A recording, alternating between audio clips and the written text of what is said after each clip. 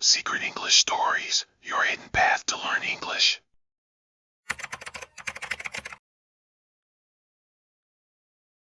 People always say, a student must never fall in love with a professor.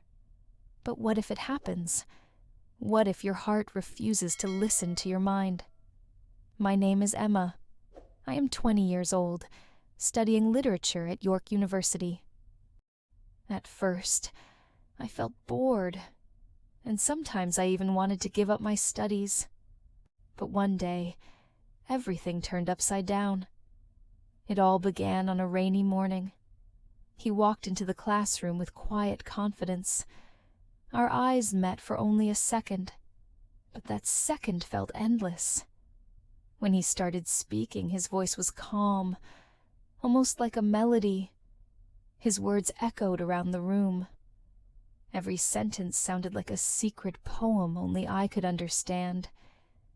The classroom was full of students, but they were invisible to me. In my heart, there was only me and him.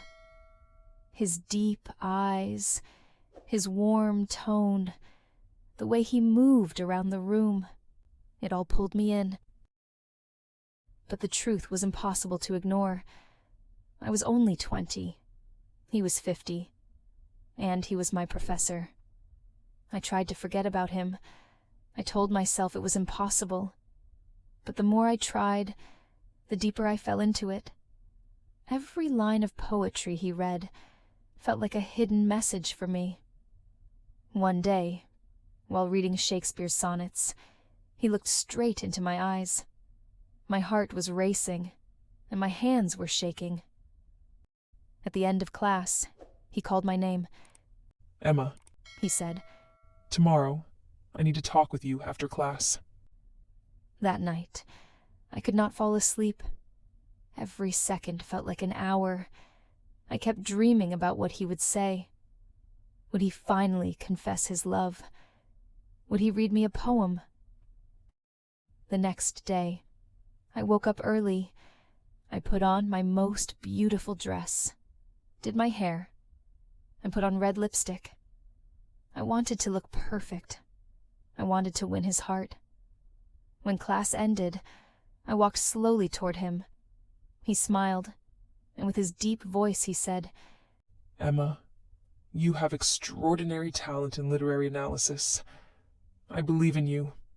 If you agree, we can meet every week to work on your skills. I was shocked. I had expected a confession of love. Instead, he gave me an invitation to learn. Still, I accepted, because I wanted to see him more. Our private sessions went on week after week. At first, they were about literature, but slowly, something changed. He began to sit closer. He sometimes touched my hand. Once, his breath touched my face, and suddenly we kissed. For me, it was like stepping into a dream. In his arms, time seemed to stand still. I felt safe, happy, alive. I wanted those moments to last forever, but forever is a dangerous word. One afternoon he left the room for a minute. His phone lit up on the table. A message appeared. I miss you. Thank you for everything. See you tonight? It was from another student I knew. My hands turned cold.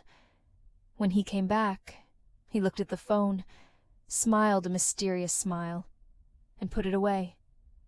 My world collapsed. In that moment, I understood. He was not a poet of love. He was a hunter of hearts. His words were traps.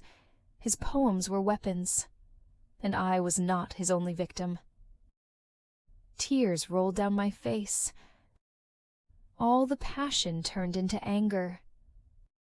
Real love is not a game. Real love is honest, clear, and only between two people. I had not fallen in love with him. I had fallen in love with the idea of love. He was just an actor wearing the mask of poetry, And then I asked myself, if love can be a lie, then maybe it is nothing more than a dream we tell ourselves to feel alive.